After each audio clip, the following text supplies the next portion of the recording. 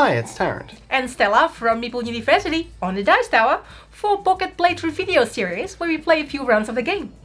In this video we will show you Almadi, game designed by Matteo Bossu and Francois Gandon and published by Funny Fox. Let's do it! Hi everyone and welcome to our Pocket Playthrough for Almadi. This is a tile placement game and we are going to be taking tiles out of here and building them into our own realms, trying to complete objectives and score points. In this video we're going to go through the first few rounds of the game, so you're going to see us placing a number of tiles down in our realms, and then we're going to skip to the end and show you the final scoring. So I'm playing over here in blue. And I'm in yellow. And there's only 4 different types of buildings in the game. There are oases, which score points if they are connected together into a cluster. There are caravans, which also you want to connect into one or more clusters, and they combo with these markets because the markets have goods and you need the caravans to sell the goods. And then you've got palaces, which score if they're next to oases and markets, and they'll score more the more they're connected to. Then there's also objectives over here. So we've got objectives for a certain placement of oases. We've got objectives for markets that sell different types of goods. And there's lots of different ones of these that come with the game. What's going to happen on a turn is there are 8 tiles to draft from, and we can draft any one of them and then place it into the same numbered row that it came from. And it can be anywhere in that row, but it has to be orthogonally adjacent to something that's already been there. Where we've got an arrow pointing to an icon, we then get to resolve that icon. And where you've got multiples, then you'll be able to do more than one of those. And so these hammers will get us mosaics here. There are jars, which will score at the end of the game if the arrows are still connected. There are rubies, which will get you rubies immediately. And so on. So there's a number of these different things, and you'll see them as we go through the game. So a lot of the other icons we have here in these objectives, they'll make sense as we go through the game, and you'll see the sorts of things that come out. And there's also an option to play with characters, which we haven't in this game, but we'll show you later. Yes. All right, so I'm going to go first, and I see a good option here. I'm just going to take this oasis, place it here in number 2, row number 2. It's got an arrow pointing to jars. Jars have no immediate effect, but that'll be worth 2 points at the end of the game if it's still there. I'm going to take this one, this palace. I'm going to put it on the first row, activating this half moon symbol, which means I get to take one of the objective cards to my area. Now, I can't complete any of this yet. So that means that if I take this one, I will put it here. Tarrant in the subsequent turn can still take this if he's activating the half moon symbol, if I haven't completed this objective. If I have, let's say if I have it right now, I can flip it down and no one else can take it. Or if I can do it in the future round, and then I will flip it down then if I still have it. And this does not get replenished. Okay. I'm going to take this one, the one that was just drawn, and place it here in row 1. So I now activate 2 symbols. I activate this ruby, so I get to take a ruby, and rubies will be worth points for whoever has the most at the end of the game. And I activate this hammer here, which lets me take a mosaic. And at the end of the game, each mosaic is going to double the points for one of my palaces. Speaking about the ruby, I also want to take the ruby, which is my second action. 2 to 2, I will activate a ruby. And these 2 does not actually activate each other. So that is the end of my turn. Okay. All right, I'm going to continue to build up my palaces. So I'm going to take this one, place it in row 1 like so. This again is activating jars, so it does nothing instantly. That's an end game effect. I'm going to do similarly, activating a jar. So pointing at 2 jars, that's just 1 point per jar at the end of the game. All right, now I'm going to take this oasis here. So I'm going to put this here. Now, what this does, I've now activated a genie, and this is where things get interesting. Genies can move your tiles around, because as you will have seen, it's kind of limiting at the moment, putting these only into the rows that they are on the board. Each genie lets you move a tile around, and you can reactivate things and do up to 3 moves in a round. So I'm going to move this palace, as this palace is more valuable to me down here. And I've now activated a moon effect. So I can look at these and try to pick the one which is going to be most useful to me. And I think this one's going to be not bad because I've already got 1 ruby and 1 mosaic. I think I'm on my way to getting 4 of each. Fair enough. All right, I'm gonna start collecting the camels. Actually, I'm gonna do this one. We'll start with this. So putting it right here, just getting the jar over here. Camels will worth points as I have more goods, as you see later. Yes, and I need to build up some camels as well. This one's not a terribly valuable one to me because it would be jars on jars and arrows on arrows. I might go and grab this one, put this here. So I activate a half moon. That lets me take an objective. It is optional though. Yes, and I'm gonna snaffle this one from you because I've already got I've got at least one of my goods ready, so hopefully I can get a few more as time goes on. And at least I force you to activate another moon to get those points. But remember, those are negative points if you can't complete them at the end of the game. Yeah, I'll be right. All right, I'm gonna take the camel here and then just put it here to get 1 mosaic. That's it. Okay. Yes, I need to start building up my mosaics as well. So I'm going to grab this palace, put it here. This is going to let me move one of my pieces around, and I'm going to take this one and move it up to here. So I can leave these gaps, that's okay. I'm going to activate these jars and I'm going to get another mosaic. So there we go. I have 2 mosaics. Not matching yet, which of course is this objective here.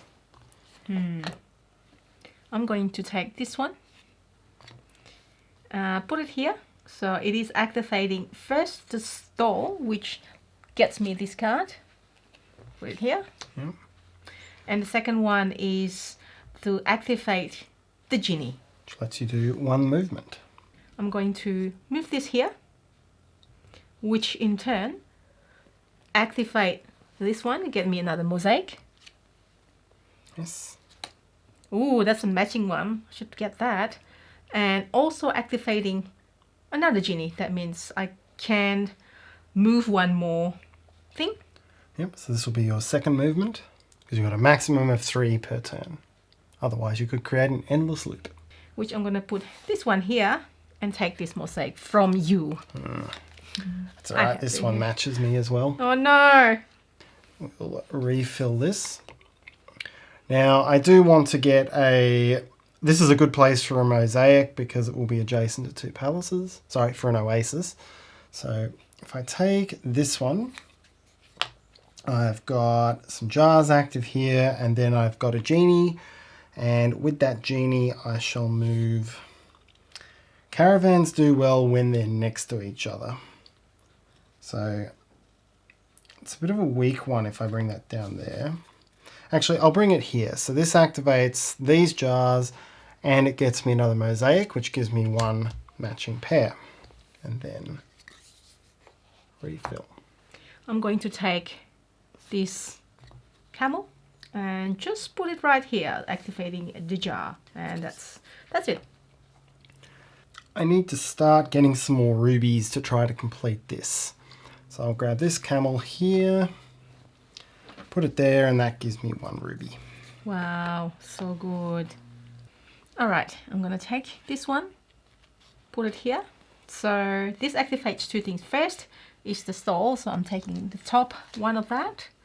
And the second one is the moon, which I'm gonna take this back from you. There's a war here going on. That's all right. I haven't really gone in any more on it, so it's probably you've just good left for me it. that you took it back. Just left it. Now I want to get a caravan in here, so I'm going to grab this one, place it in row 3, activate the genie to move itself up here. That gives me a mosaic. Not a matching pair, but it does take a potentially matching one away from you. And I've got another genie, so I can move one more tile if I wish to. And what I'll do is move this caravan over here to activate another ruby. Well done. So now I've got 3. That's a good move in combo, Tarrant. I'll just simply take this one and then put it here. It's not very combo-ish, but that's it. Okay, and then I will take this palace. So now we're going to see something happen. I place this here. I get another mosaic. These are limited, by the way. There's only 14 in a 2-player game. And I activate this ruby. Now, I already have taken this card, and because I have 4 or more rubies and 4 or more mosaics, I complete this, and I can flip it down, which will give me its points. Now, this particular objective, I can never lose those, at least not without the version of the game where you can spend rubies. But there are some of these that you can gain and then lose, and that's why you flip it down as soon as you score it. All right, my go, I'm going to take this one and put it here. Now this activates this genie.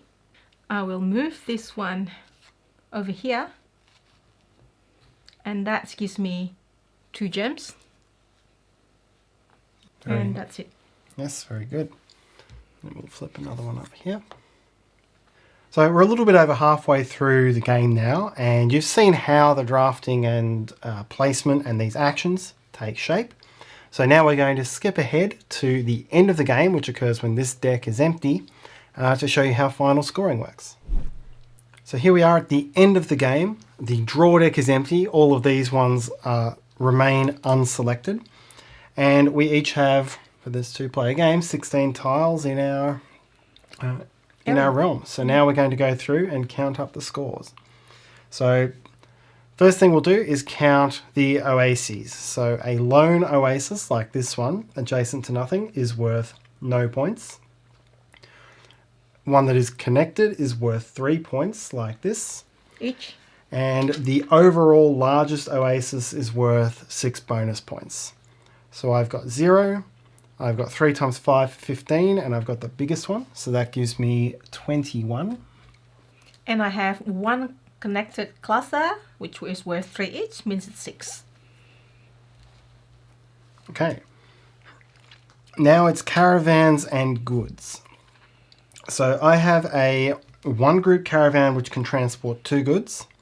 I have a 3 group caravan which can transport 10 goods for a total of 12. The reference card is really good in this one. Yes. Yep. And overall, across my 4 markets, I've got 16 goods. So I can only transport 12 of those, and it's 1 point each, so I get 12 points. All right, I have a group of 1, 2, 3, 4, 5, 6. So they're all in a cluster. Then a group of 6, let me just put it here. A group of 6 has can transport 35 goods, and I have amongst my realms and the cards that I have 36 goods. That means I get 35 points. Okay. Very profitable. Okay, now each palace, as long as the palace is adjacent to either a market or an oasis, it is worth 1 point for itself and 1 point for the adjacent market and oasis. So I've got this one here, which is worth 1, 2, 3. This one here, which is worth 1, 2, 3, 4, 5. So that's 8 overall. This one, adjacent here, so that's 9, 10, 11, 12. This one, 13, 14, 15. This one, 16, 17. And this one is not adjacent to anything, so that's 17 points. Well, mine is from top to bottom, left to right. This is adjacent to, so 1, 2, 3, 4, 5, 6, 7, 8, 9, 10, 11, 12, 13, 13. 13. Then while we're on that one, I'll just skip ahead to the mosaics.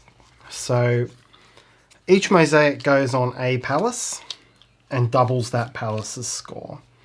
And we both went pretty big on this. You can see I can cover all of my palaces, so that just doubles my palace score for another 17. Otherwise, you would choose the one that's called more if you have limited amount of mosaic. So same for you, another 13. Yeah, so have 3 left behind. So I'll take those off now because we now need to count up our jars. So each jar that is activated at the end of the game, adjacent as in being pointed at by an arrow, scores a point. So I've got 1, 2, 3, 4, 5, 6, 7, 8, 9, 10, 11, 12, 13, 14, 15, 16, 17. Popular number for me. Oh, well done. So mine is 1, 2, 3, 4. Oops. Not this one. 5, 6, 7, 8, 9, 10, 11. 11. Okay. Now we look to our completed objectives.